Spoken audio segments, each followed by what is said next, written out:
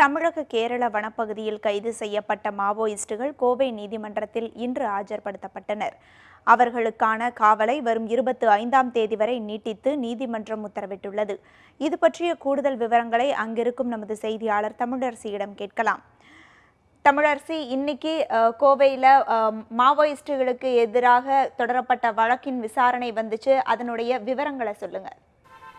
வணக்கம் பனிமலர். அதாவது கோவை கருமத்தம்பட்டியில் கடந்த மே மாதம் 5ஆம் தேதி மாவோயிஸ்டுகள் 5 பேர் கைது செய்யப்பட்டனர். அதாவது ரூபேஷ், ஷைனா, அனூப், வீரமணி, கண்ணன் ஆகிய 5 பேர் கைது செய்யப்பட்டு தற்போது நீதிமன்ற காவலில் கோவை மத்திய சிறையில் இவர்கள் 5 பேரும் அடைக்கப்பட்டுள்ளனர். இவர்களுடைய நீதிமன்ற காவல் நிறைவடைந்து இன்றைய தினம் கோவை மாவட்ட முதன்மை அமர்வு நீதிமன்றத்தில் இன்று ஆஜர்படுத்தப்பட்டனர். நீதிபதி பொங்கியப்பன் இவர்களுக்கான தீர்ப்புகளை வழங்கினார். அந்த தீர்ப்பில் இவர்களது நீதிமன்ற காவலை வரும் ஜனவரி 25ஆம் தேதி வரை நீட்டித்து உத்தரவிட்டார். இவர்களிடம் இன்றைய தினம் அதாவது குற்றப்பத்திரிகை நகல் வழங்கப்படும் என எதிர்பார்க்கப்பட்டது. ஆனால் விசாரணை தொடர்ந்து நடைபெற்று வருவதன் காரணமாக, அதாவது காவல்துறை தரப்பில் பல்வேறு கோணங்களில் விசாரணை நடைபெற்று வருவதன் காரணமாக இந்த குற்றப்பத்திரிகை நகலானது இன்று வழங்கப்படவில்லை. இந்த சூழலில் இவர்களது நீதிமன்ற காவலை 25ஆம் தேதி வரை, ஜனவரி 25ஆம் தேதி வரை நீட்டித்து நீதிபதி உத்தரவிட்டார்.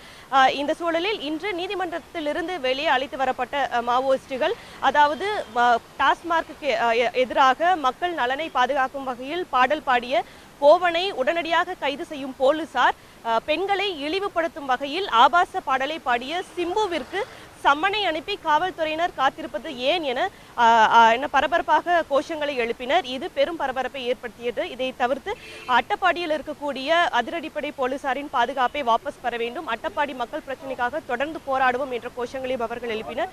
தொடர்ந்து அவர்கள் பல்வேறு கோஷங்களை எழுப்பினர். இதில் மீண்டும் முக்கியமாக ஒரு விஷயம் என்றால், அதாவது சென்னையில் மழையால் பாதிக்கப்பட்ட மக்களுக்கு அரசாங்கம் நிவாரண தொகை வழங்க வேண்டியது கடமை என்றும் அவர்கள் பிச்சை கேட்கவில்லை என்றும் அவர்கள் இந்த கோஷங்களில் எழுப்பினர். பனிமலர்.